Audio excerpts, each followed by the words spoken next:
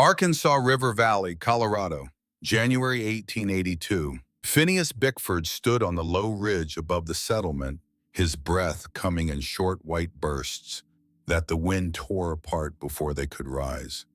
Below him, the valley lay under its first true frost, every surface glazed and glittering.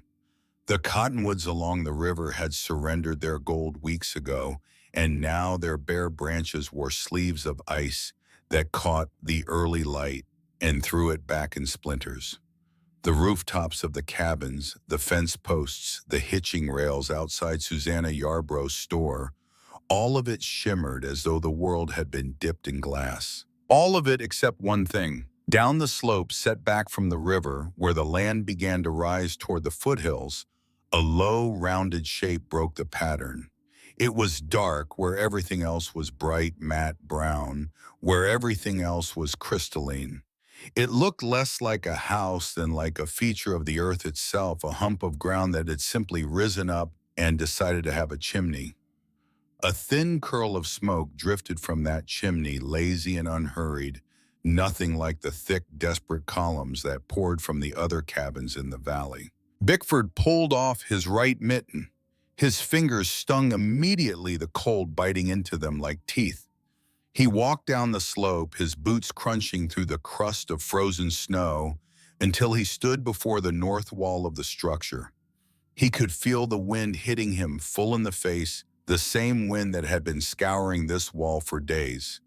He raised his hand, hesitated, then pressed his palm flat against the packed earth. He was braced for a shock, the kind of cold that steals your breath and makes you jerk your hand away. He had touched frozen ground before, frozen stone, frozen iron. He knew what winter felt like against bare skin. But this was none of those things. What he felt was something his 22 years of building houses had never prepared him for. It was not warm, not exactly, but it was a deep, resonant absence of cold, a stability that had no business existing on a wall that faced north in the dead of a Colorado winter. The earth beneath his hand felt calm, patient, as though it held something inside itself that it had no intention of surrendering. He stood there for a long time, his hand against the clay, the wind cutting through his coat, and he thought of his son coughing through the night in a house he had built with his own hands. He thought of 22 years of sawdust and certainty. And then he thought the thing he had never thought before, the thing that would change everything. I was wrong. It began in the spring of 1880. The Pardee family arrived in the Arkansas River Valley that year, when the snowmelt was still running high and the willows along the riverbank were just beginning to show green. Zebulon Pardee drove the wagon. His wife Prudence sat beside him, their daughter Augusta asleep against her shoulder. Their son Abner braced in the back among the crates, and the one piece of furniture they had brought from Pennsylvania, a heavy oak table that had itself made the journey from Hungary 10 years before. Zebulon was 36 years old. His hands were thick and scarred, the knuckles permanently swollen, the nails cracked and stained with a faint ochre tint that no amount of scrubbing could remove. They were not the hands of a carpenter or a farmer. They were the hands of a man who had spent his life working with earth and fire. Back in Hungary, in a village outside Debrecen on the Great Plain, Zebulon had been a kimensapitu, an oven builder. He had learned the trade from his father, who had learned it from his father, a line of men who understood fire, not as a brute force for warmth, but as a current, a river of energy that could be stored and directed and made to do useful work. Zebulon's ovens were famous in 3 villages.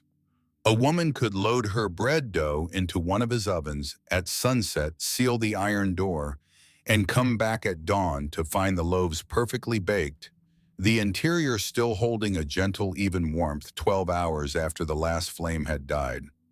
The secret was mass. Layers of clay and fire brick packed tight, absorbing the fire's heat deep into their structure and releasing it slowly, steadily long after the fuel was gone. His tools were the trowel and the tamper. His medium was the earth itself. He understood clay the way Phineas Bickford understood white pine, with his hands, with his instincts, with a knowledge that lived in his muscles before it ever reached his brain. They had left hungry not because of poverty, but because of a fire. The largest oven Zebulon had ever built was commissioned by a landowner named Toth, a man who wanted the finest bread oven in the county. Zebulon had built it over 6 weeks, a masterpiece of vaulted clay and fire brick that held heat like a living thing. It worked perfectly for 3 months. The bread that came out of it was the talk of the district. Then the ground beneath it shifted. The water table, swollen by an unusually wet autumn, softened the subsoil. The foundation cracked. The vault tilted. A seam opened in the fire chamber, and before anyone could react, the flames found the straw insulation packed around the exterior and leaped to the grain store next door. No one died, but Toth's winter grain was ash, and Zebulon Pardee's reputation went with it. Prudence had said to him in the quiet of their empty house the words that brought them across an ocean.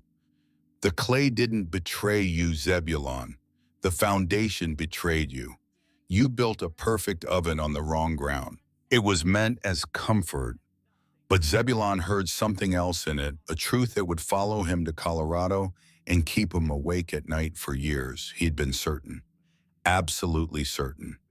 And he had been wrong, not about clay or fire or the physics of heat, about the ground beneath his feet, about the thing he couldn't see. They bought a small plot in the valley with a newly built cabin, a solid little house of pine logs with tight-fitting saddle-notch joints and a well-laid stone foundation. It had been built by Phineas Bickford, the settlement's best carpenter, and Bickford delivered it to them with the pride of a man presenting his finest work.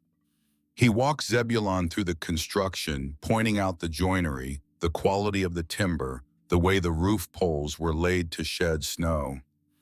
He slapped the wall with his open palm, and the logs barely shuddered.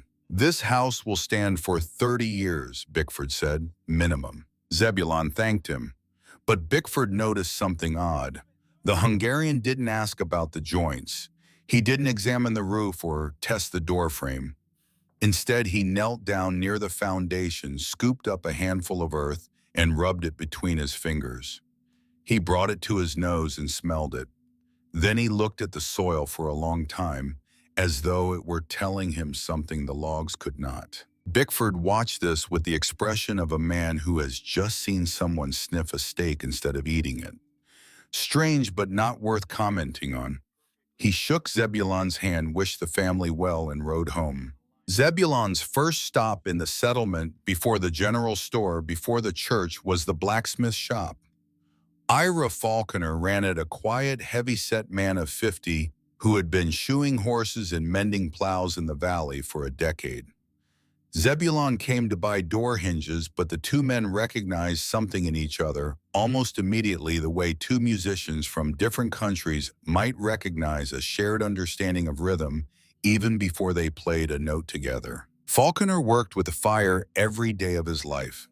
He understood heat in the way that only a man who shapes iron can, as a force that could be coaxed or rushed, held or released. He watched Zebulon examine the forge, not the bellows or the anvil, but the fire brick lining of the fire pit, running his fingers along the joints. "How do you hold heat in your ovens?" Falconer asked, more out of curiosity than anything else. "Thick clay," Zebulon said. "The thicker the walls, the slower the fire dies, the more even the heat." Falconer nodded slowly. "I do the same thing with water. A piece of iron glowing red cools fast in the air, but sink it in a barrel of water and the water holds that heat, gives it up slow. Same idea, different material." Zebulon looked at him. It was the first time since arriving in America that someone had understood the principle he lived by, even if they called it by a different name. That first winter taught the Harkers what the cabin could not do. The cold was not exceptional. The old-timers in the valley called it an ordinary season, nothing to write home about.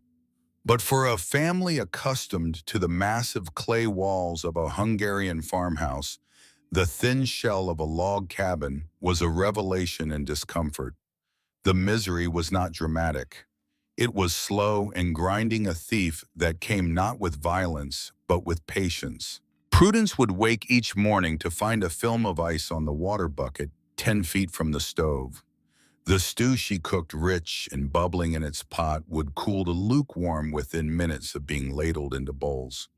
Invisible rivers of cold air flowed along the floorboards, chilling the children's feet no matter how close they sat to the fire. They slept in their coats. Augusta and Abner coughed through the night, small, dry coughs that never quite went away until spring.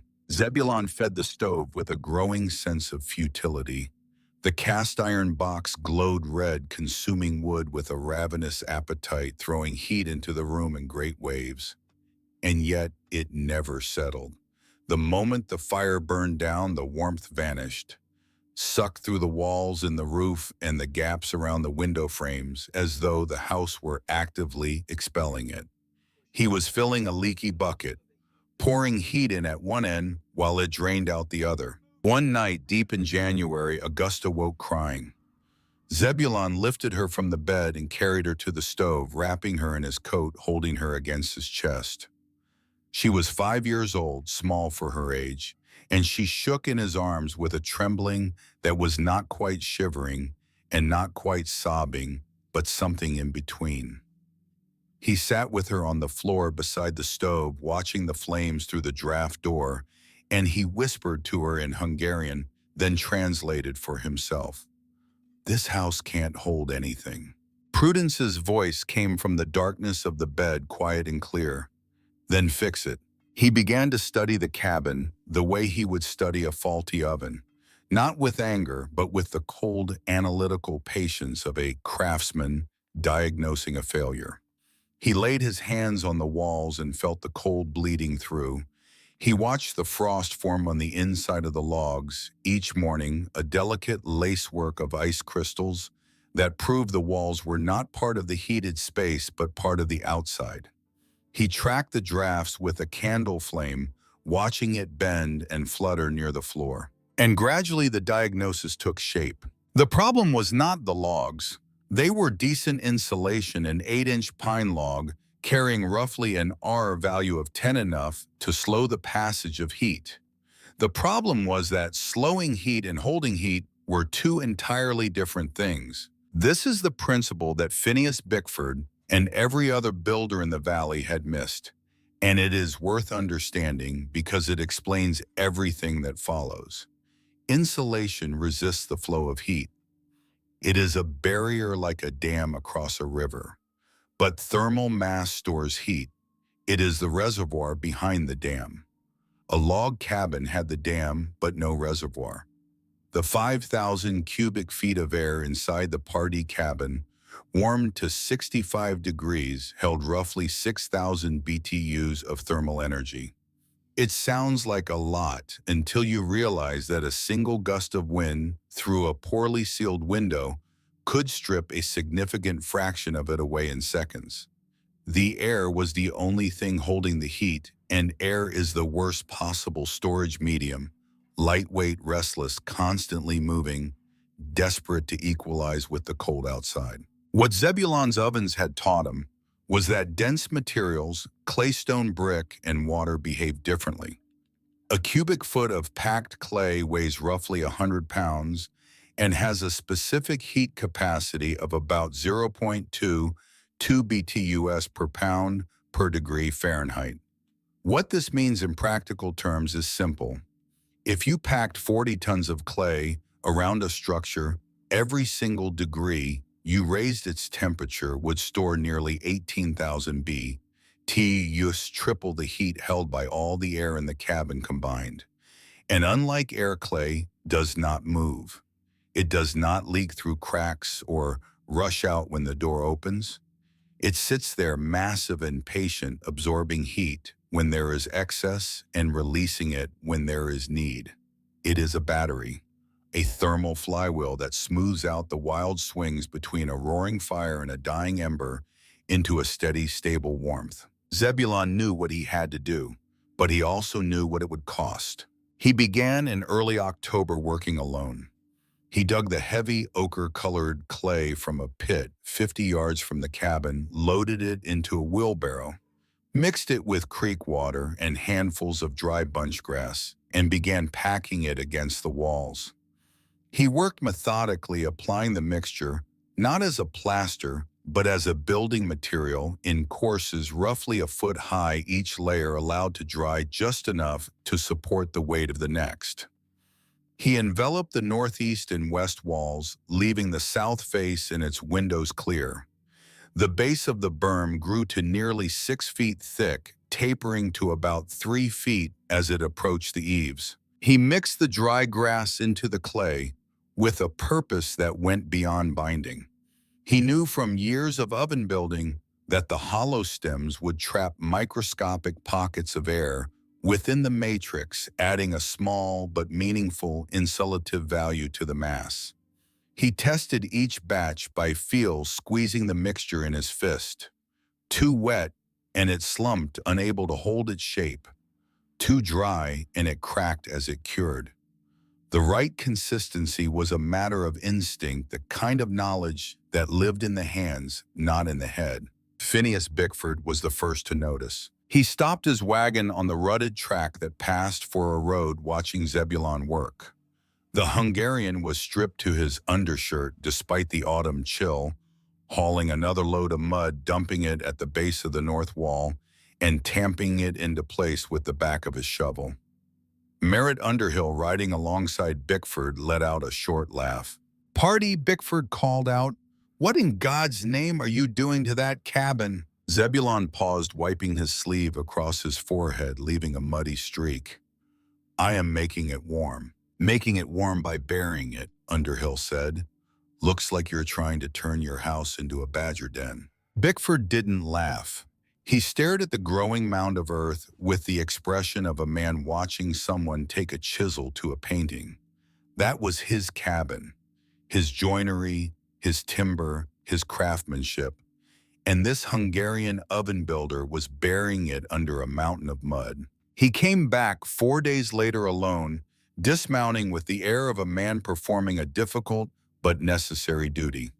The berm had grown considerably, reaching halfway up the log walls, transforming the sharp-cornered cabin into something organic and strange, a structure that appeared to be growing out of the ground rather than sitting on top of it.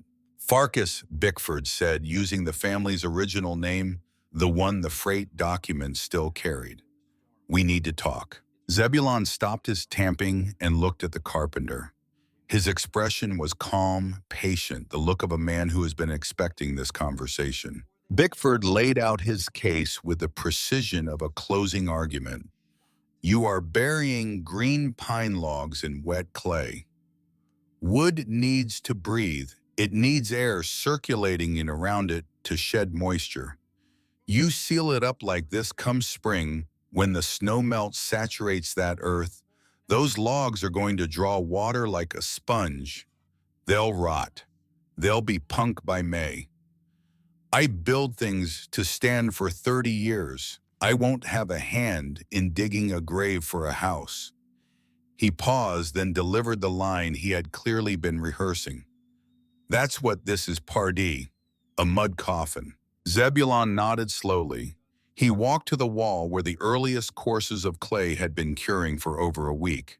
He pulled his belt knife and without ceremony dug the blade into the berm, prying out a chunk of packed earth the size of a man's fist. The clay broke away cleanly, revealing the log surface beneath. "Look," Zebulon said, holding the chunk toward Bickford. Bickford looked. The wood beneath the clay was dry. Not just dry, but noticeably drier than the exposed logs on the south wall, which had been subjected to rain and morning dew. The clay had wicked the moisture out of the wood and held it in its own matrix, just as Zebulon had said it would. "In my country," Zebulon said, "we say clay pulls the fever from a child. It also pulls the water from the wood. The clay breathes, Mr. Bickford. It takes what does not belong and holds it." Bickford stared at the dry wood. He stared at the chunk of clay. He put his knife away and said nothing for a long moment. Then he mounted his horse and rode off. He had lost an argument, but he had not lost his conviction. 1 week of dry wood in October did not prove anything about what would happen when 40 tons of frozen mud met the spring thaw. Time will tell, he muttered to himself as he rode. Time always tells. But that night, lying in his own cabin, listening to the wind, find the gaps he could never quite seal, Phineas Bickford heard something he had never noticed before. Or rather, he heard it for the first time as what it was: the sound of his house bleeding heat. The nickname came from Susanna Yarbrough, and it stuck the way only a phrase from the settlement's most influential woman could stick. She ran the general store and the post office, which meant she ran the flow of information through the valley the way the river ran through the canyon, steadily and in one direction. She was 56, a widow, sharp-eyed and fair in her dealings, and she had earned her authority through years of extending credit to families who needed it and collecting from those who could pay. When Susanna Yarbrough named a thing, it stayed named. She called it the Mud Hill. Zebulon heard the name for the first time when he came to the store for nails and rope. 3 men were warming themselves by the pot-bellied stove near the counter when he walked in. The conversation died the way conversations die when the subject of them enters the room suddenly and with a residue of embarrassed silence. Susanna looked at his hands caked with dried clay and said in a tone that was more observation than cruelty, "Mr. Pardee, I hear you're turning that nice cabin of Bickford's into a termite mound. You do know that in this country we build houses out of wood." The 3 men by the stove watched Zebulon the way spectators watch a man who has been challenged to a response. He set his money on the counter, collected his purchases, and said quietly, "In this country, people also freeze all winter long." He walked out. Behind him, Susanna raised an eyebrow at the men by the stove. "Well," she said, "I suppose we've been told." The name spread through the valley in days, the Mud Hill. Some called it Pardee's Folly. The men discussed it at the store, at the forge, at the river crossing.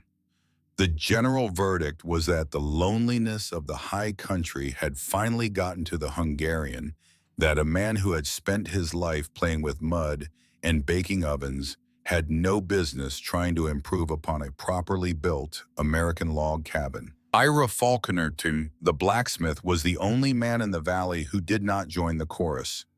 He said nothing in public, offered no opinion at the store. But one evening, as the light was failing, he walked up the track to the Pardee place, sat on a stump near the north wall, and watched Zebulon work for the better part of an hour. He didn't offer to help. He didn't ask questions. He just watched with the focused attention of a man studying a technique he had not seen before, but whose logic he could feel in his bones.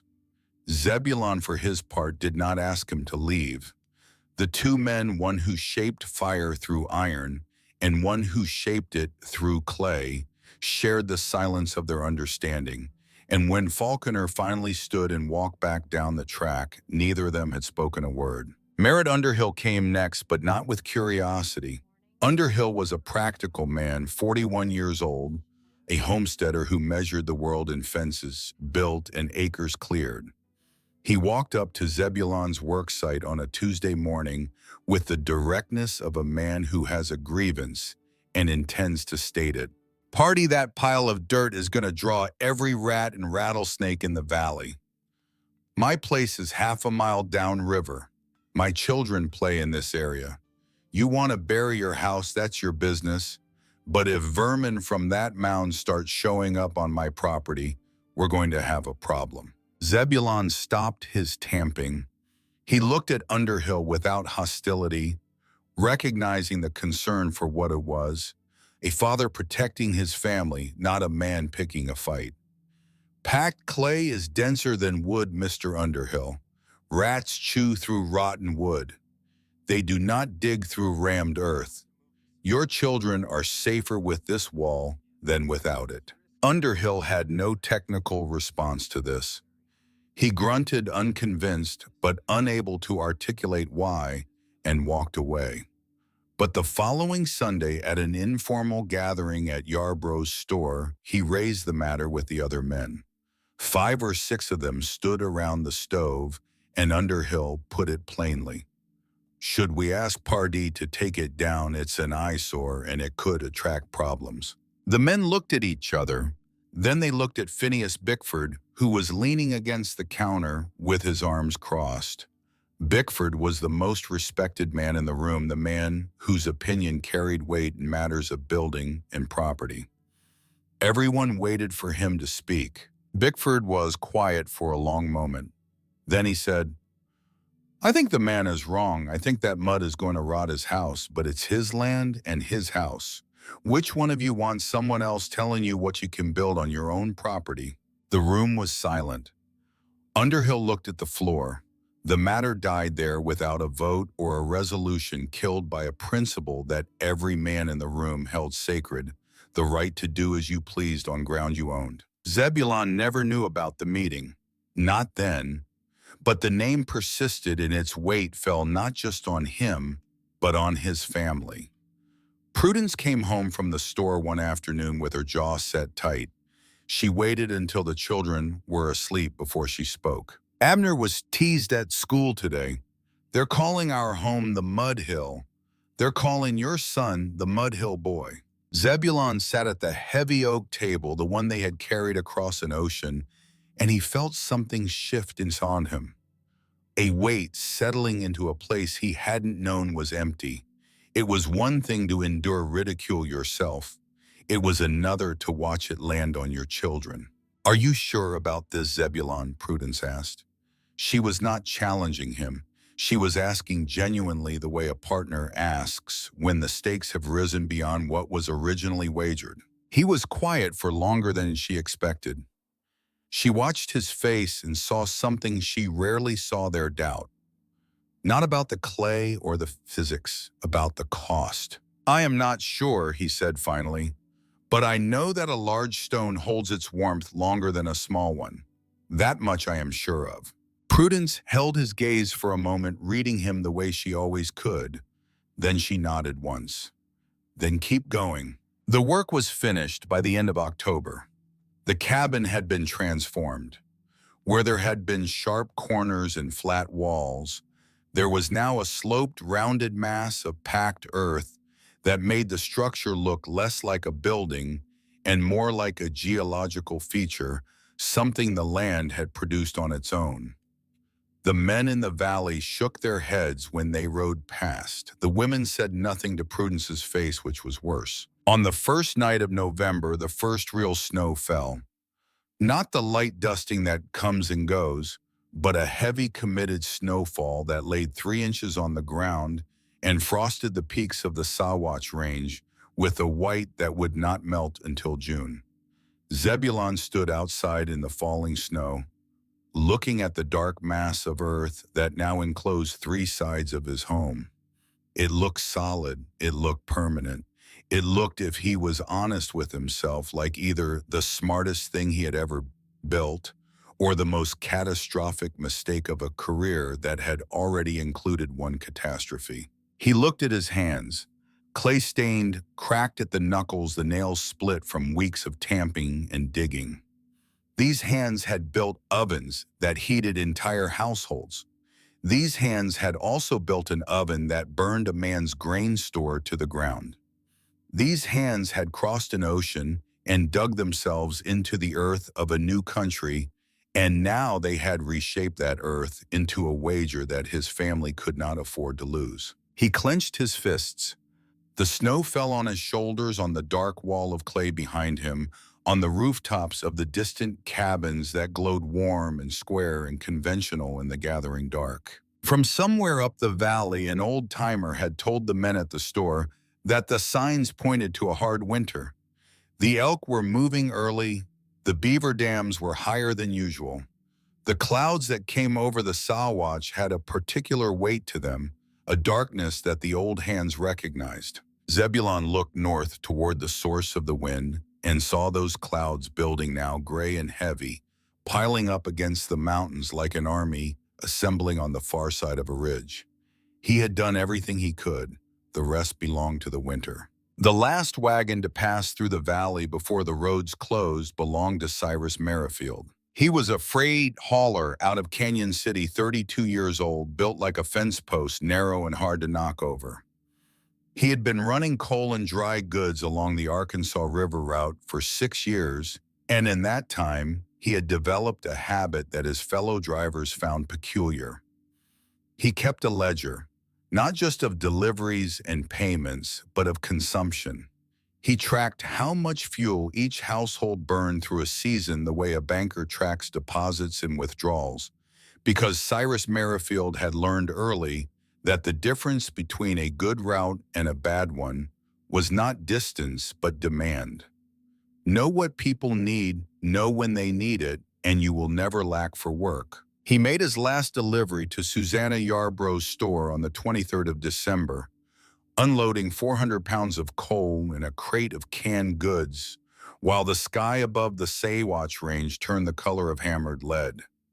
Susanna watched him work from the doorway, her arms crossed against the cold. "You'll be back in 2 weeks," she asked. Merrifield looked at the sky.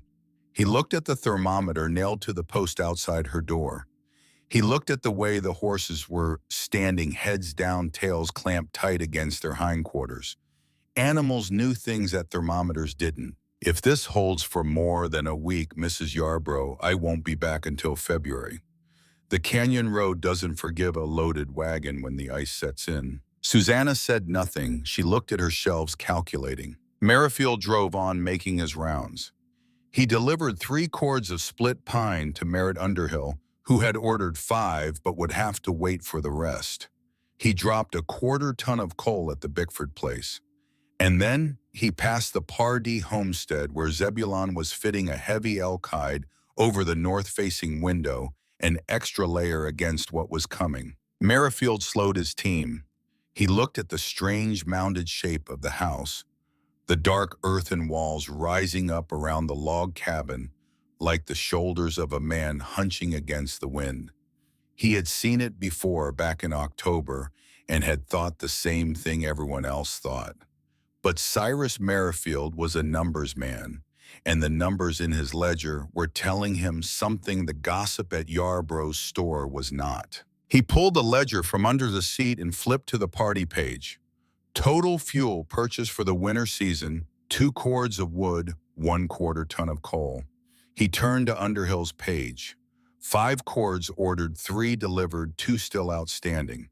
He turned to Bickford's page. 4 cords of wood, 1/2 ton of coal. The Pardee number was less than half of anyone else's in the valley for a cabin of comparable size. Merrifield circled the figure, wrote in the margin, "Check in spring," either short or something else, and drove on. He did not think about it again for 6 weeks. When he did, it would change the way he thought about houses, about fuel, and about the strange Hungarian who talked to dirt the way other men talk to horses. The storm arrived on the 26th of December. It came not as a gradual deepening of winter, but as an invasion, a wall of weather that rolled over the mountains and settled into the valley with the finality of a dropped curtain. 2 feet of snow fell in 36 hours. Then the sky cleared and the cold came down like a hammer on an anvil.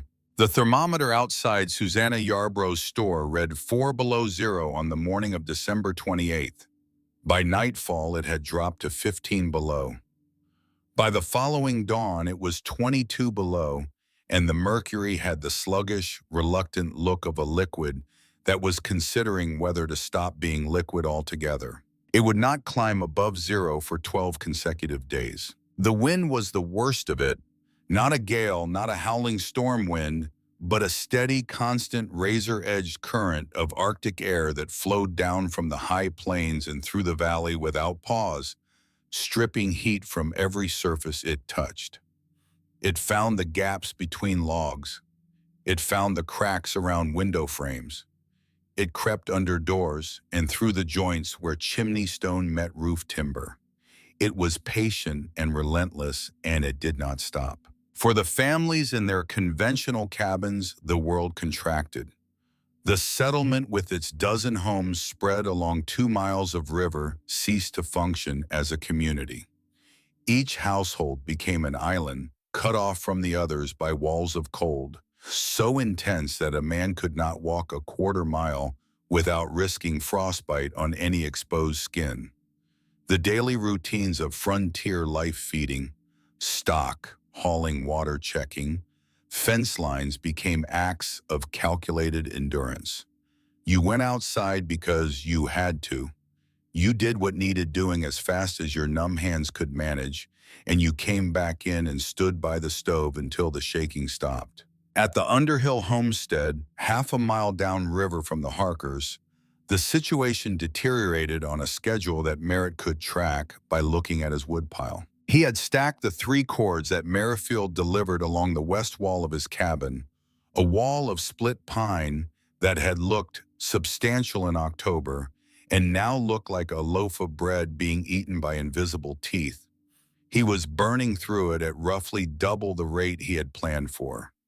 The stove consumed wood the way a man dying of thirst drinks water desperately and without satisfaction.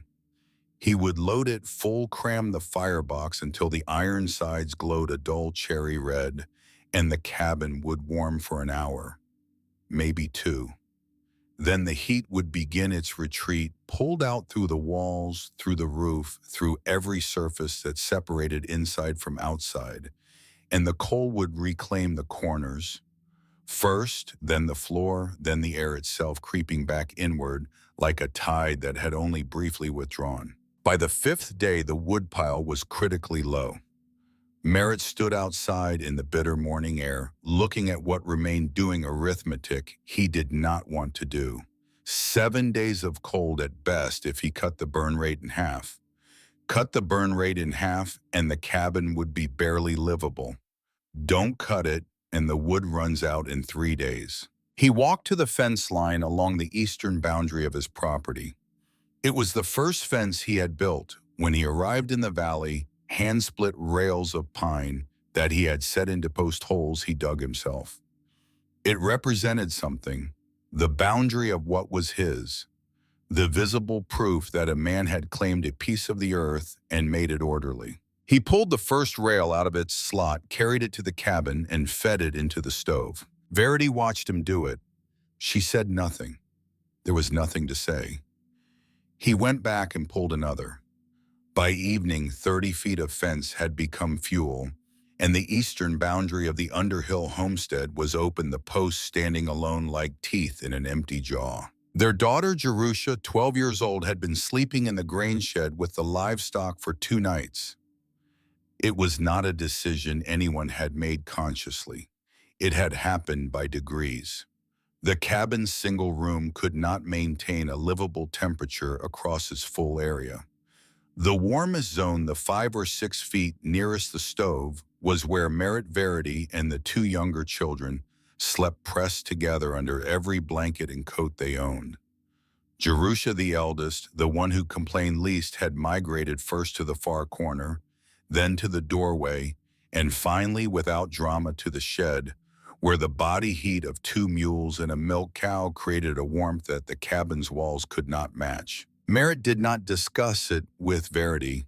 They both knew what it meant. Their house, the house they had built their life around, was losing a war it had never been equipped to fight. At the Bickford homestead, the battle took a different form. Phineas Bickford was not short on fuel. He was a planner, a man who measured twice and cut once in every area of his life, and his woodpile was generous. 4 cords of seasoned oak and pine plus half a ton of coal stacked neatly in a purpose-built lean-to with a shingled roof. He would not run out. But fuel was only half the equation, and Bickford was learning the other half in the most painful way possible. He could push heat into the cabin. He could not make it stay. The stove roared, the air warmed, and then like water poured on to send the warmth simply disappeared, absorbed, and conducted and radiated away through every surface in the room. His wife Louisa hung quilts over the door and windows, heavy woolen blankets that billowed inward with each gust. The floorboards radiated cold upward so intensely that standing on them in stocking feet felt like standing on a frozen pond. On the fourth night, his youngest son Theron woke screaming. The boy was 6 years old, small, with his mother's fine bones and his father's stubborn jaw. He had been coughing for 2 days, the dry, persistent cough that every child in the valley seemed to develop in deep winter. But this was different. His skin was hot to the touch, his breathing rapid and shallow, and when Louisa lifted him from the bed, he hung limp in her arms like a doll whose stuffing had come loose. Louisa held the boy against her chest, rocking him beside the stove. Phineas stood over them, feeding another log into the firebox, watching the flames catch and bloom. The fire was enormous. The stove was doing everything a stove could do. And yet 3 feet from where his son shivered in his mother's arms, the wall was cold enough to frost. He had built this house. Every log, every joint, every peg and rafter. He had chosen the timber himself, felled it, barked it, notched it, and raised the walls with his own hands and the help of 2 neighbors. It was the best house he had ever built, and it could not keep his son warm. He stood there in the red glow of the overfed stove, listening to Theron's ragged breathing, and for the first time in his 46 years, Phineas Bickford felt the foundation of his professional identity crack. Not break, not crumble, just crack, a single fissure running through the bedrock of everything he believed about wood and construction and the right way to build a house. He walked to the door, opened it, and stepped into the night. The cold hit him like a wall of water. He gasped, steadied himself, and looked down the valley toward the south where the Pardee place sat in its strange cocoon of earth. He could see a faint glow in the window of the Pardee cabin, steady and amber. Not the restless flicker of a fire being frantically stoked, but the calm light of a flame that had found its rhythm. The window itself was clear. No fog of condensation on the glass, no frost climbing the panes. In every other cabin in the valley, including his own, the windows were opaque with ice.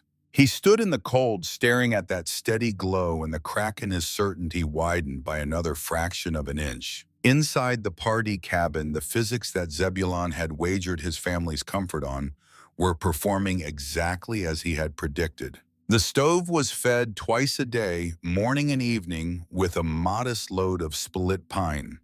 The fire burned at a moderate pace, nothing like the roaring infernos his neighbors were running.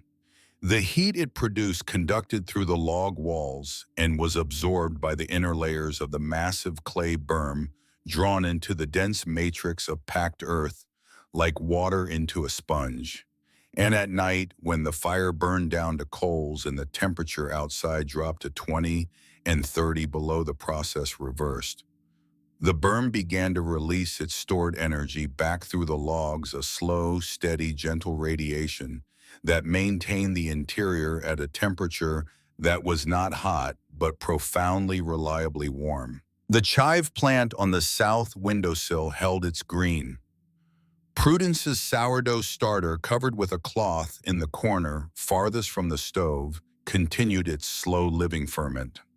Abner and Augusta played on a blanket spread on the floor, their world not confined to a huddle by the firebox, but extending to the walls themselves, which were cool to the touch, but not cold, alive with the residual warmth that the earth outside was feeding back into the space. But Zebulon was not at peace. He woke every night sometime in the small hours and lay still listening. He listened for the sound of cracking, the groan of earth, shifting, the subtle pop of a seam opening under the stress of ice expansion. He heard nothing but the wind and the slow tick of the cooling stove, and yet he could not stop listening. On the 6th night, he got up. Prudence felt the bed shift and opened her eyes but did not speak. She watched him pull on his boots, take the lantern from its hook, and step outside. The cold was absolute. It seized his lungs and held them. He clenched his jaw against it and walked to the northeast corner of the berm, the point where the two walls met the spot that took the full force of the prevailing wind. He raised the lantern and moved it slowly across the surface of the packed earth. He almost missed it, a hairline crack no longer than the span of his hand running diagonally across the surface of the clay about 4 feet up from the base. It was superficial. It had not penetrated to the log wall beneath. A master builder would have called it cosmetic, a surface check caused by the differential between the frozen outer layer and the warmer inner mass. Zebulon knew all of this. He knew the crack meant nothing structurally, that the berm was performing exactly as designed, that 40 tons of earth do not fail because of a 5-inch line on their surface. He knew it the way a doctor knows that a headache is not a tumor. And yet his hands were shaking, and it was not from the cold. He went back inside heated water in the kettle, carried it out with a bucket of clay he had stored in the corner of the cabin for exactly this purpose. He mixed the patch with his bare hands, working the warm water into the clay until it reached the right consistency, and applied it to the crack, with his fingers pressing it into the fissure, smoothing it, sealing it. The wind cut through his shirt. His fingers went numb, then began to burn. The skin across his knuckles, already cracked from weeks of work, split open, and he felt the warm trickle of blood mixing with the cold clay. He finished the repair, went inside, and sat at the table with his hands in a bowl of warm water. The blood clouded the water pink. He stared at his hands, the hands that had built and destroyed, that had crossed an ocean and reshaped the earth of a new country, and he felt the old fear rise in him like nausea. The oven in Hungary had worked perfectly too, right up until it didn't. The next morning, Prudence saw the empty kettle. She saw the smear of clay on the floor near the door. She saw the raw, cracked skin on her husband's hands, the knuckles split and swollen. She poured his coffee, set it in front of him, took his right hand in both of hers, and held it for a long moment without speaking. Then she let go and went back to her work. On the evening of the 7th day, Ira Falconer appeared at the party door. He had walked a mile through snow that came up over his boot tops, his blacksmith's leather apron still tied around his waist under his coat. He was not in distress. His forge, with its massive iron and its steady supply of coal, kept his small cabin warmer than most. He had come for a different reason. "I want to see it from the inside," he said. Zebulon let him in. Falconer stood in the center of the room and turned slowly, taking it in. He laid his hand flat against the interior wall, held it there, and nodded. He looked at the children playing on the floor, at the sourdough starter bubbling quietly in its corner, at the modest fire in the stove. He understood what he was seeing because he understood the principle behind it. The same principle he used every day. At the forge, mass absorbs energy, mass releases energy, and mass does not lie. Then he turned to Zebulon and his expression changed. The curiosity was still there, but something harder had come in alongside it, a directness that the quiet blacksmith rarely showed. "Why didn't you bring people here to see this Bickford Underhill, any of them? One visit, one hand on this wall, and the talk would have stopped." "I invited them," Zebulon said. "No one came." "You invited them like a man from the old country, politely, quietly. And then you sat here and waited for the world to come around. That's not how it works here, Pardee. Here you have to drag a man to the truth and push his face into it. You have to be stubborn, the American way." Zebulon looked at the blacksmith for a long moment. Then he said something he had not said to anyone, not to Prudence, not to himself, in the quiet conversations he held with his own doubt in the small hours of the night. "I'm afraid, Mr. Falconer, the last time I was certain about clay, a man's grain store burned to the ground. If I bring Bickford here, if I tell him, 'Look at this, I was right, and tomorrow this wall cracks, tomorrow this whole berm slides off the cabin and sits in a heap in the yard,' I lose everything. Not just the house. I lose the right to be wrong again. One failure people forgive. Two failures and you are the man who does not know what he is doing. And that is the one thing I cannot be. Not here, not with my family. Falconer studied him. The firelight moved across both their faces.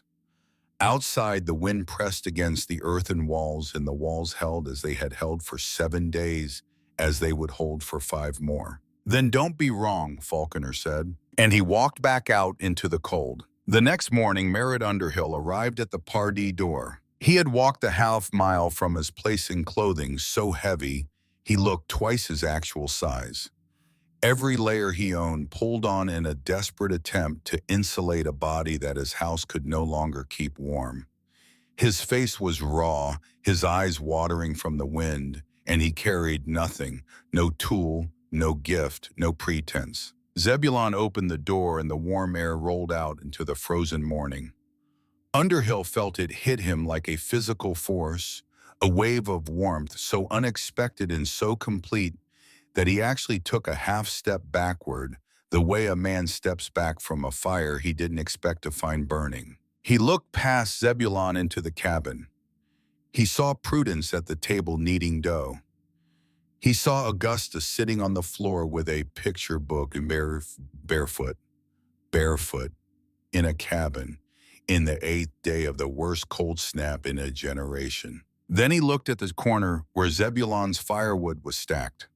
The pile was barely diminished, 3/4 of the winter's supply still standing, still whole, while Merritt Underhill had burned his own fence to keep his family alive. I need wood, Underhill said.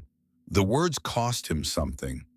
They cost him a piece of the self-sufficiency that was the core of his identity, the thing that made him Merritt Underhill and not a charity case. I'll pay you back in spring. Zebulon did not hesitate. He stepped outside, pulled a dozen split logs from his stack, and loaded Underhill's arm without ceremony. No lecture, no I told you so. Just one man giving another man what he needed to survive the night. Underhill turned to leave. At the threshold, he stopped. He did not turn around. He spoke to the air in front of him, to the frozen valley, to no one in particular. You should have shared how you did this, back in the fall before the cold came, instead of sitting in here warm while the rest of us freeze. He walked away into the snow, arms full of another man's firewood, and did not look back. Zebulon stood in the doorway and watched him go, the cold pouring in around him. Prudence came up behind him and closed the door. Was he right? She asked. Zebulon leaned his forehead against the doorframe. I told them Prudence. They called it the Mud Hill. But Underhill's words had found their mark just as Falconer's had the night before. 2 different men, 2 different accusations, both pointing to the same truth. Zebulon had kept his distance because he was afraid.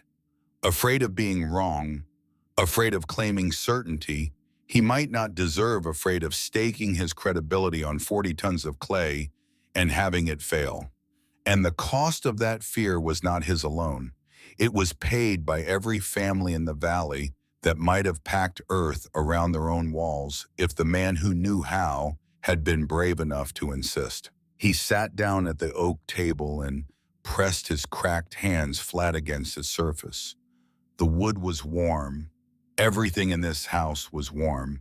And half a mile away, a man was burning his fence. The next morning, the 8th day of the cold, Phineas Bickford woke in the gray pre-dawn light to find that his mule, a stubborn, wall-eyed creature named Flint, had kicked through the gate of the lean-to and wandered off into the snow. Bickford cursed the animal in the cold and the particular malice of a universe that would choose the worst morning of the worst winter to add one more problem to his list.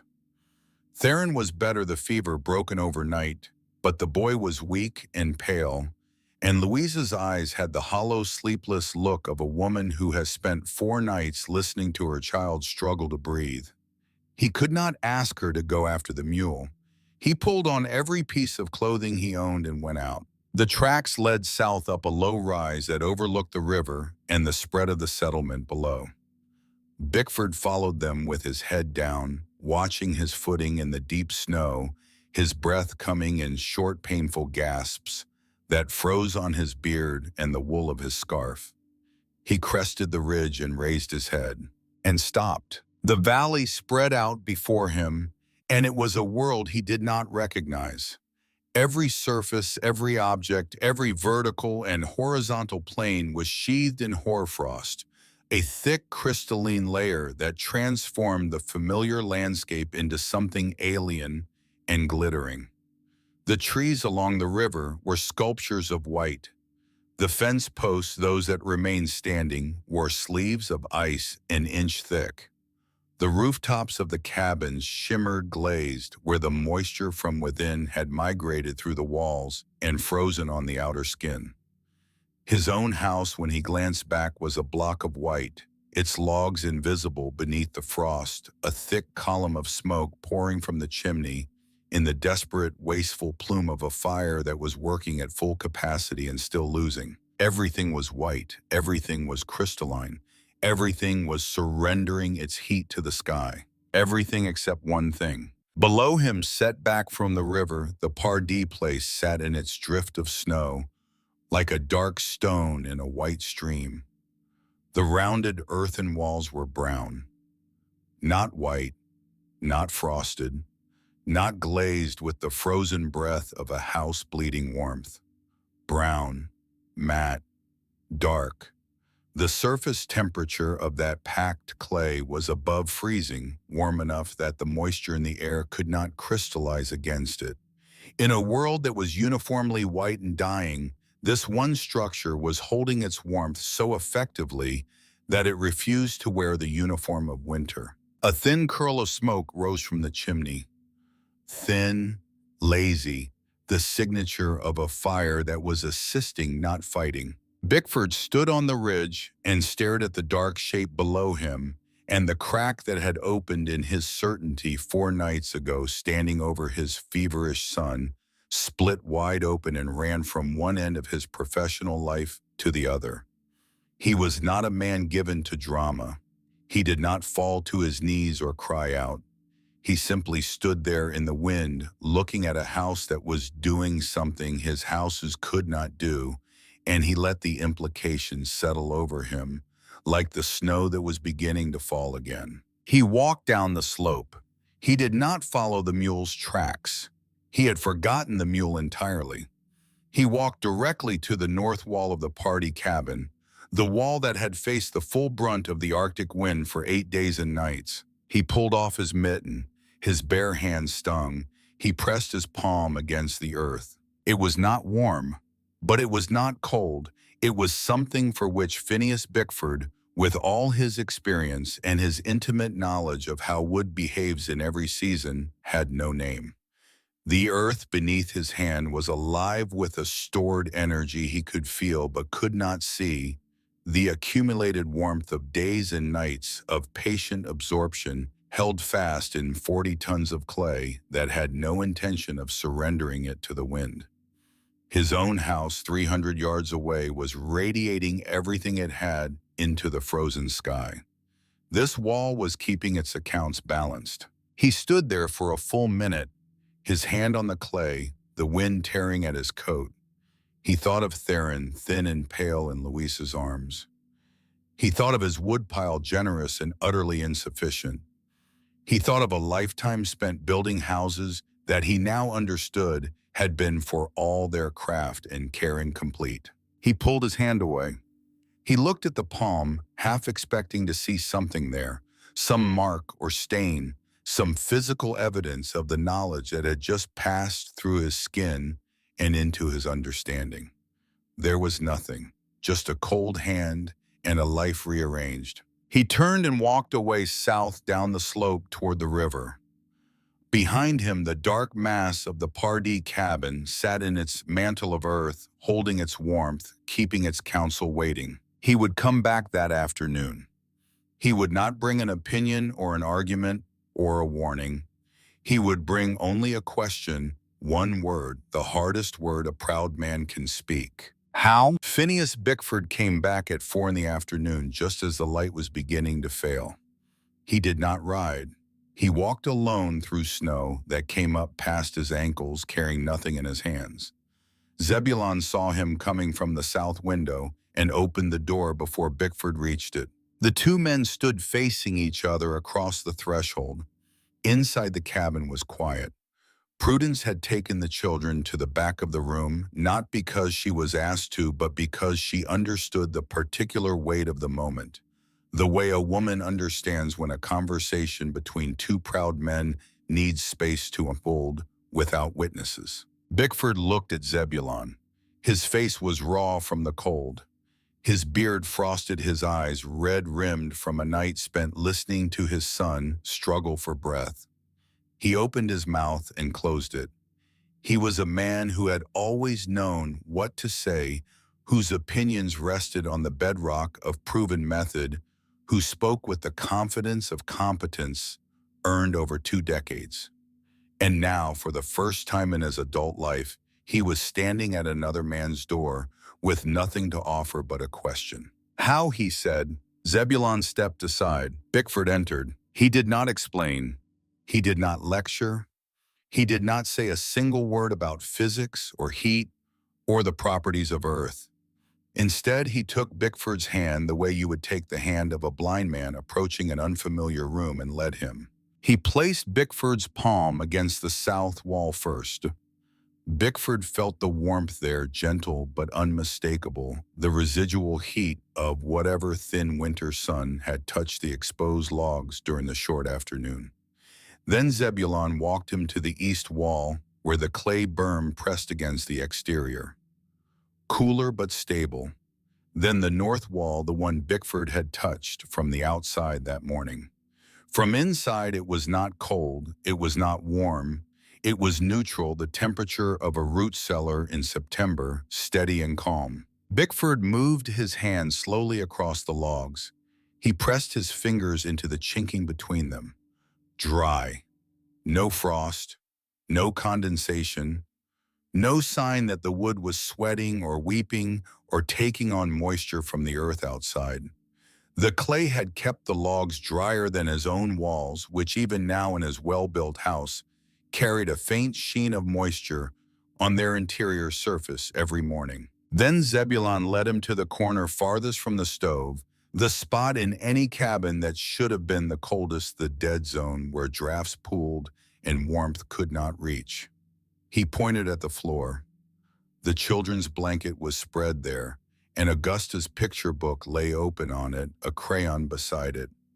Evidence of life lived at a distance from the fire of a house whose warmth was not confined to a single radius. Bickford stood in that corner for a long time. He put his hand on the wall. He put his hand on the floor. He closed his eyes and felt with the sensitivity of a man who had spent his life working with wood, the difference between a structure that was fighting the cold and one that had simply absorbed it, metabolized it, and returned something gentler in its place. You didn't build a wall, Bickford said, his voice quiet. You built a hearth around your house. Zebulon nodded. Bickford turned to face him. I owe you an apology. Zebulon shook his head. You stood up for me at Yarbrough's store when Underhill wanted me to tear it down. You told them it was my land and my house. Falconer told me. Bickford blinked. He had not known that Zebulon knew about the meeting. The realization shifted something between them, a recalibration of who owed what to whom, of what had been given and what had been withheld. I defended your property rights, Bickford said carefully. Not your method. I still thought you were wrong. I know, but you stood up anyway. That was not about building. That was about character. Bickford looked at the floor. When he raised his head, his eyes were bright and not from the cold. Tell me how to do it, he said. While the theory, the work, tell me what to mix and how to pack it and how thick and where to start. I want to do it to my house before next winter. My boy was sick for 4 days. I don't want to go through that again. Zebulon pulled 2 chairs to the table. Prudence, without being asked, set coffee in front of both men. And for the next hour, in the warm quiet of a cabin that had proved itself against the worst the valley could throw at it, the oven builder taught the carpenter. He told him about the clay mixture, the feel of it in the hand, how you knew when the water ratio was right by the way it held its shape without cracking. He told him about the courses a foot high, each one allowed to dry until it could bear weight, but not so long that it lost its bond with the layer above. He told him about the south wall left clear for solar gain and the drainage at the base, the one detail that separated a berm that lasted from one that slumped into a heap at the first spring rain. Bickford listened the way a good craftsman listens, with his hands as much as his ears, nodding at the parts that mapped onto his own knowledge, asking short, precise questions about the parts that did not. When Zebulon described the drainage, Bickford leaned forward. "I'd put a stone footing there," he said. 6 inches of flat stone at the base angled away from the wall keeps the groundwater from wicking up. Zebulon considered this. "Yes," he said, "that would be better than what I did." Bickford looked at him. "You mean you didn't do that?" "No, I didn't think of it. I am an oven builder, Mr. Bickford, not a mason. I know clay. I do not know drainage." It was a small admission, but it mattered enormously. Bickford had come expecting to learn from a man who had all the answers. Instead, he found a man who had most of the answers, but was honest about the gaps. And in that honesty, Bickford found something he hadn't expected to find: room for his own expertise. The Hungarian knew earth. The carpenter knew water and wood. Together they could build something better than either could build alone. "I'll do the footing," Bickford said. "You do the clay." Zebulon extended his hand across the table. Bickford took it. 2 scarred, work-hardened hands, one stained with the ochre of earth, the other with the amber of sawdust, gripping each other in the warm light of a cabin that had weathered the storm. The cold snap broke on the 9th of January. It did not end gradually. It ended the way it had begun, with a meteorological event that felt like a decision rather than a process. The wind shifted from north to southwest overnight, and by morning the thermometer outside Yarbrough's store had climbed to 14 above zero, a temperature that 2 weeks earlier would have felt bitter and now felt almost tropical. Men stood outside their cabins with their coats open, turning their faces to the pale sun-breathing air that did not bite. The stories of suffering surfaced quickly, the way stories do when a siege lifts and people can finally compare their wounds. 3 families had burned through their entire winter fuel supply. 2 had lost livestock to the cold cattle that had frozen standing up in their pens. The Pritchards had burned 30 feet of fence. A family upriver, the Conleys, had seriously considered abandoning their cabin and attempting the 12-mile walk to the nearest settlement before deciding the risk of freezing on the road was worse than the certainty of freezing at home. Among these stories, the account of the Pardee cabin began to circulate. It was told first by Phineas Bickford, which gave it a credibility that no amount of telling by Zebulon himself could have provided. Bickford described what he had seen on the ridge that morning, the dark shape in a white world, and what he had felt when he touched the wall. He described it in the plain, unembellished language of a craftsman reporting a technical observation, which made it more powerful than any sermon or sales pitch could have been. He told the story at Yarbrough's store, leaning against the counter, where he had once warned Zebulon about mud coffins. 5 men listened, and none of them interrupted. When he finished, the room was quiet for a long moment. Then old Fentress, the man who had nearly walked his family into a blizzard, said, "You're telling me that dirt kept his house warmer than wood." "I'm telling you what I felt with my own hand," Bickford said. "Draw your own conclusions." The reckoning with Susanna Yarbrough came 2 weeks later, and it came not from Zebulon but from Prudence. Susanna had reopened the store as soon as the roads cleared enough for foot traffic. She restocked what she could from her reserves and extended credit to 3 families that had exhausted their supplies, which was generous and which she made certain everyone knew about.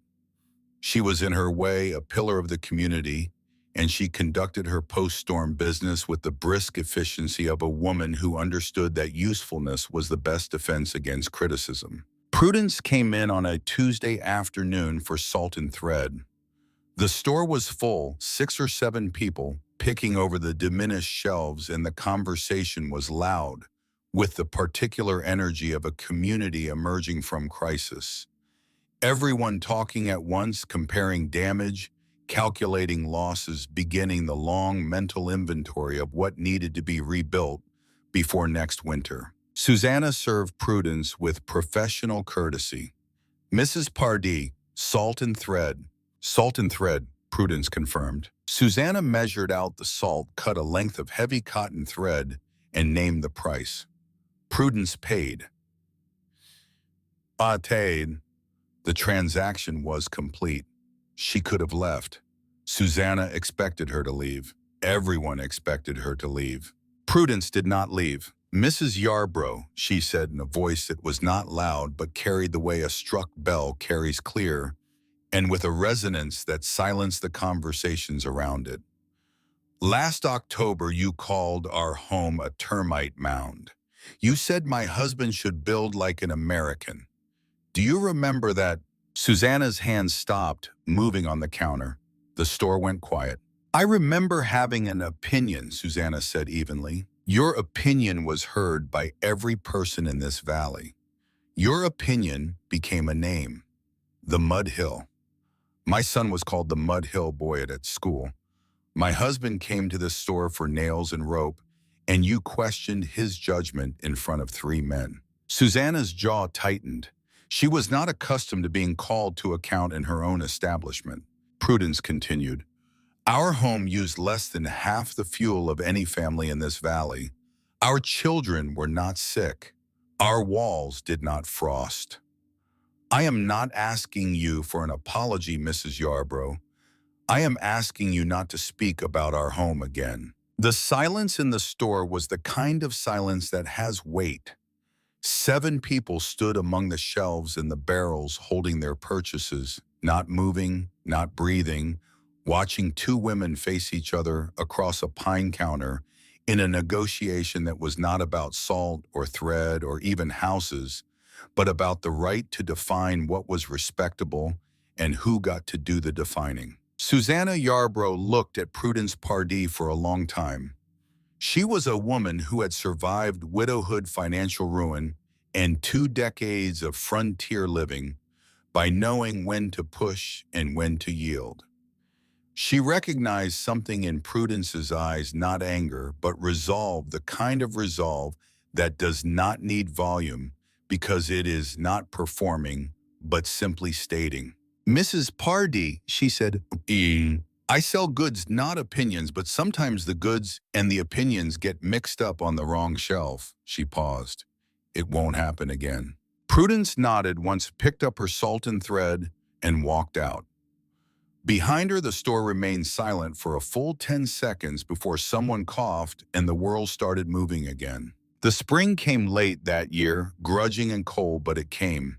And with it came the sound of shovels. Phineas Bickford was the first. He and Zebulon began work on the Bickford cabin in late March as soon as the ground thawed enough to dig. They started with the stone footing that Bickford had proposed, 6 inches of flat river stone laid in a shallow trench around the base of the northeast and west walls, angled slightly outward to direct snowmelt and rain away from the berm. It was an improvement Zebulon had not thought of, and he said so openly, which pleased Bickford in a way that no compliment about his carpentry ever had. Then the clay went on. Bickford's hands, so sure and quick with a draw knife and a mallet, were slow and uncertain with the heavy plastic earth.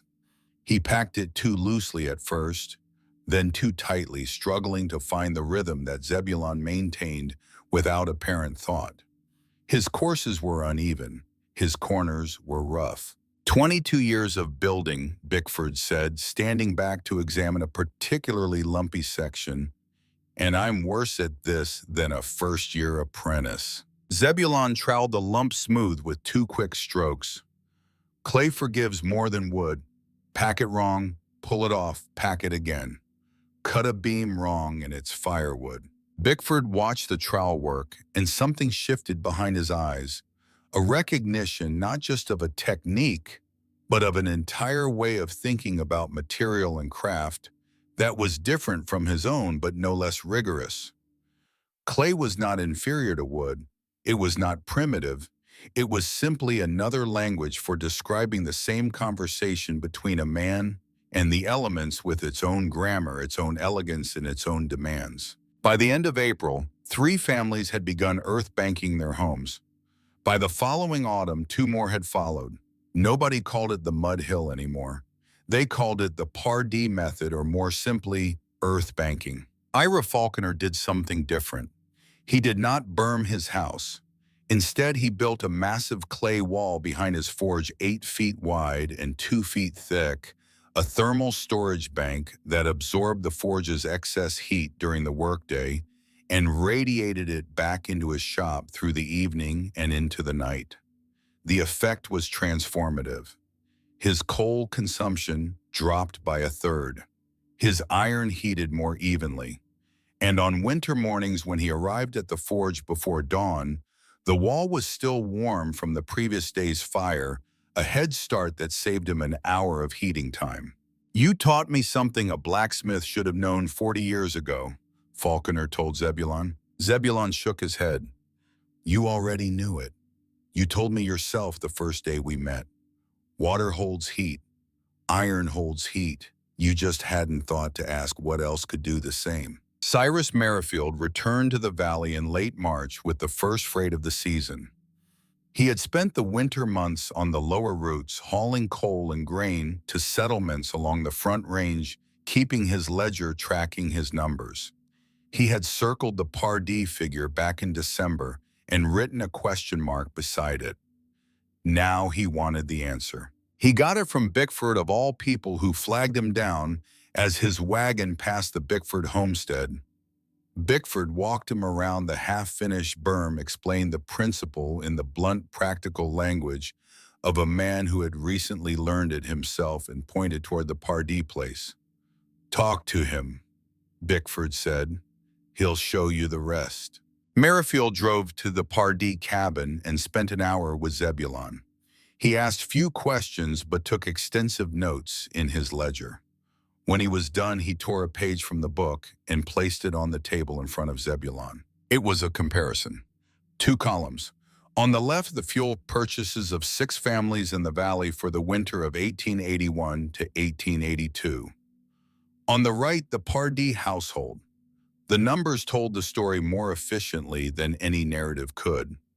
5 families had averaged 5.2 cords of wood and 3/8 of a ton of coal. Zebulon had used 1.8 cords and a quarter ton.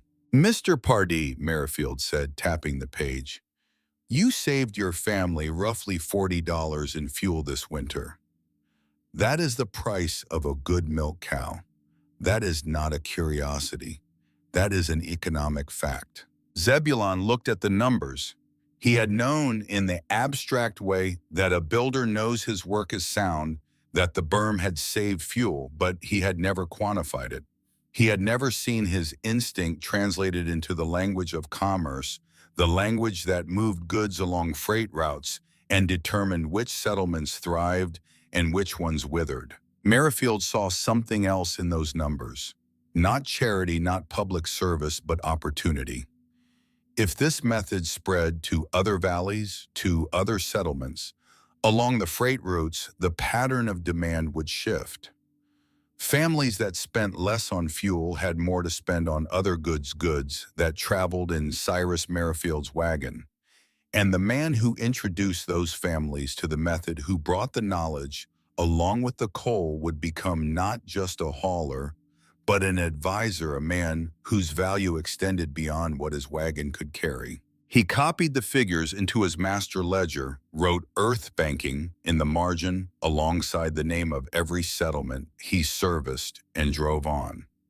Over the following year, he would tell the story of the Pardee cabin to dozens of homesteaders along the Arkansas River route. He would show them the numbers. The numbers would do the rest. By 1885, dozens of homes and outbuildings in the region bore the distinctive profile of earth-bermed walls, that rounded organic shape that made a cabin look less like something built and more like something grown. The method had spread not through persuasion, but through economics, not through argument, but through arithmetic. Money talked as it always does, in the plain language of survival. Merritt Underhill was the last man in the valley to come to the party door. He waited through the spring, through the summer, through the long golden weeks of early autumn, when the cottonwoods along the river turned and dropped their leaves and the air sharpened with the first promise of cold. He waited until every other family in the settlement had either burned their homes or begun to, until the evidence was so overwhelming and so public that his arrival at Zebulon's doorstep could not be mistaken for what it was not. He was not coming because everyone else had come. He was coming because he had run out of ways to avoid it. He arrived on a morning in late October, 1 year after the work on the berm had begun. Zebulon was repairing a section of the east wall where the summer rains had eroded a shallow channel. He was on his knees packing fresh clay into the groove with his trowel when Underhill's shadow fell across him. Zebulon looked up. Underhill stood with his hands at his sides, a posture of deliberate openness, a man presenting himself without tools or weapons or pretense. He was wearing a clean shirt, which Zebulon noticed because Merritt Underhill did not wear clean shirts for casual visits. "I burned my fence last winter," Underhill said. "My daughter slept in the shed with the animals. I walked half a mile in 30 below to take firewood from a man I'd been mocking for months." He paused. "I took your wood and I did not say thank you, and then I told you it was your fault that I was cold."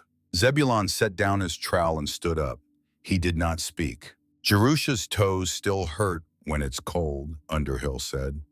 "The doctor in Canyon City said they'll always hurt. She doesn't complain about it. She's 12. She shouldn't have to not complain about something like that." He stopped. He worked his jaw the way a man does when the next words are sitting in his throat like something too large to swallow. "Can you show me how to do this?" Zebulon looked at Merritt Underhill and saw something he recognized. Not the bluster of the man who had accused him at the doorstep. Not the pride of the homesteader who measured his worth in fence posts and cleared acres. He saw a man standing on the threshold of another man's knowledge, hat in hand, not knowing whether he would be turned away. He saw himself in the doorway of every new beginning he had ever attempted in Hungary and Pennsylvania. In this valley, in the cold grip of every night when he had pressed his hands against the clay and prayed it would hold. He reached out and put his hand on Underhill's shoulder. It was the first time the two men had touched. "Bring your shovel tomorrow morning," Zebulon said. "I need someone to haul clay." Underhill nodded. He did not trust himself to say anything more. He turned and walked back down the track, and Zebulon watched him go. And this time the watching did not hurt. 4 years later, the autumn of 1885 was mild, a long season of warm days and cool nights that the old-timers said was the valley's way of apologizing for the winter of '81. The cottonwoods held their gold late into November, and the river ran clear and low, reflecting a sky so blue it looked enameled. Zebulon stood on the low ridge above the settlement, the same ridge where Phineas Bickford had stood 4 winters ago with his hand on his mitten and his certainties about to collapse. Below him, the valley had changed, not dramatically. The river was the same. The mountains were the same. The cabins were still cabins, small and square and made of pine. But 5 of them, 6 if you counted Falconer's Forge, now wore the distinctive mantle of packed earth around their walls, the berms rising from the ground in smooth, weathered slopes that made the structures look less like buildings and more like features of the landscape, as natural and permanent as the rock outcroppings on the hillside above. Each one was slightly different. Bickford's had the stone footing, a neat line of river rock at the base that gave the berm a finished architectural quality. Underhill's was rougher, the work of a man who was better with a shovel than a trowel, but solid. The Fentress place had incorporated a south-facing window box into the design, a small greenhouse effect that Prudence had suggested and that Mrs. Fentress, a woman with a passion for herbs, had expanded into a miniature winter garden. They did not all look alike, but they all shared that quality of belonging, of having settled into the earth rather than perching on top of it, of being part of the valley rather than merely located in it. Prudence came up the hill behind him, picking her way through the dry grass. She was carrying a loaf of bread fresh from the oven, the small clay oven that Zebulon had built in the yard behind the cabin the previous spring.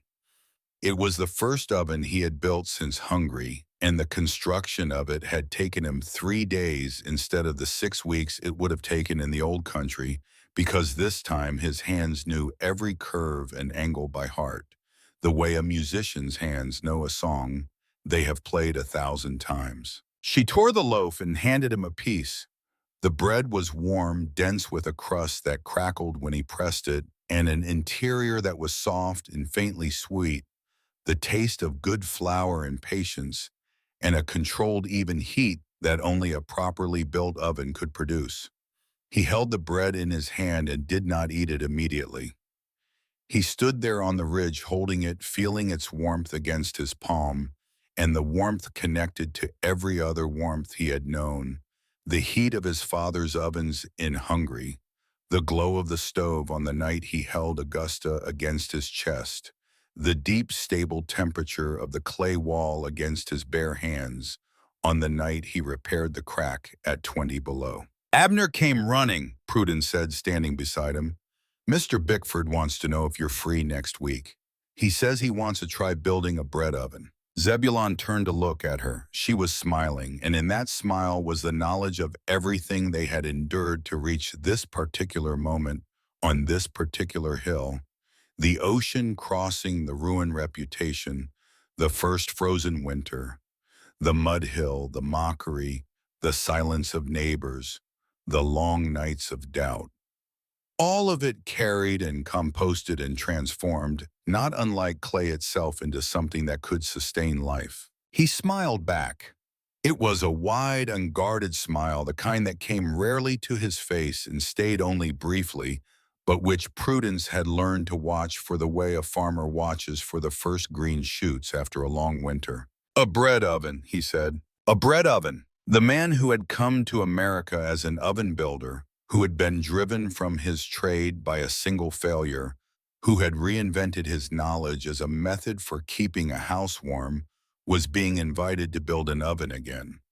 The circle was closing, not returning to its starting point, because the man who stood on this ridge was not the man who had left Hungary, but completing a shape the way a well-built arch completes itself, each stone leaning on the next, until the final one locks in and the whole structure becomes self-supporting. He ate the bread. It was good. Below them, the valley settled into the long gold light of a November afternoon. Smoke rose from the chimneys in thin, unhurried lines. Somewhere downriver, Underhill's daughter Jerusha was setting fence posts with her father, rebuilding the eastern boundary that had gone into the stove 3 winters ago. Her toes ached in the cold. They would always ache. But the house behind her now wore a skin of earth that would hold the winter at bay, and next year the fence would still be standing in the spring. Ira Falconer was at his forge, banking the day's fire against a clay wall that would hold its heat until morning. Susanna Yarbrough was closing her store, pulling the shutters, locking the door, saying goodnight to the last customer, in the tone of a woman who had learned, not without difficulty, that some opinions are better left on the shelf. Cyrus Merrifield was somewhere on the road between Canyon City and the Sangre de Cristo Pass. His wagon loaded, his ledger open on the seat beside him, the word earth banking written in the margins of a dozen pages, carrying a piece of knowledge along the freight routes, the way his wagon carried coal steadily and to whoever needed it. And Phineas Bickford was in his workshop sharpening a trowel he had bought from the hardware store in Salida. It was a mason's trowel, not a carpenter's tool, and it sat awkwardly in his calloused hand. He turned it in the lamplight, feeling its weight, its balance, its unfamiliarity. He set it down beside his draw knife and his mallet and his chisels, the tools of a lifetime, and it looked out of place among them, a word from a foreign language inserted into a familiar sentence. But he did not put it away. He left it there on the bench where he could see it, where it could remind him that a man's craft is not finished when he masters one material. That wood and clay are not rivals but partners in the same long conversation between a man and the cold. That the most important lesson he had ever learned had come not from a master carpenter or a book of plans, but from a quiet Hungarian who talked to dirt and listened to what it said. Zebulon and Prudence walked down the hill together as the light faded. The bread was gone. The air was cool but not cold, carrying the smell of wood smoke and dry grass and the particular sweetness of a Colorado autumn that knows the snow is coming but is in no hurry to meet it. They reached the cabin. The berm rose around it solid and weathered its surface darkened by 4 seasons of sun and rain and frost into a color that was neither brown nor gray, but something between the color of the earth itself when it has been worked and shaped and asked to do a job it was made for. The south wall glowed faintly in the last light, the logs warm to the touch. The chimney stood straight and clean against the sky. Zebulon put his hand on the wall as they passed. He did it without thinking, the way a man touches the shoulder of an old friend, a gesture so habitual it has become part of the architecture of daily life. The clay was cool and firm beneath his palm.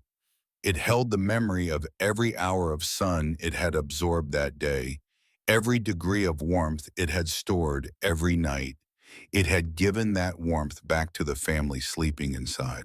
He had built many things in his life: ovens that baked perfect bread, a berm that defeated the coldest winter in a generation, a reputation that rose from the ashes of an earlier one. But the thing he was proudest of was not a structure. It was a principle learned from his father and tested against the worst that distance and weather and human doubt could throw at it, and proven true. What you pack around a house holds what you would lose. He opened the door. The warmth came out to meet him, steady and unhurried, the warmth of earth and wood and fire working together in the ancient partnership that his ancestors had understood and that he had carried across an ocean to teach to a valley that had almost refused to learn. He stepped inside. Prudence followed. The door closed. The cabin sat in its mantle of earth, solid and quiet, holding its warmth against the coming night.